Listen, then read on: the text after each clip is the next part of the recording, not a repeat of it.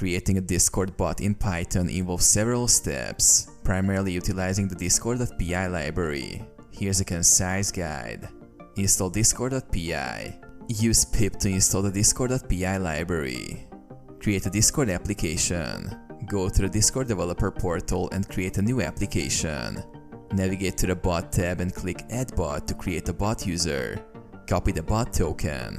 Write Python code. Write Python code to interact with the Discord API using discord.py. Create a new Python file and import the Discord library. Define a bot object and specify a comment prefix. Define event handlers for bot events such as onReady and onMessage. Run the bot. Run the Python script containing the bot code. Make sure to use the bot token obtained from the Discord developer portal. Invite the bot to your Discord server using the OAuth2 URL generated in the developer portal. Interact with the bot.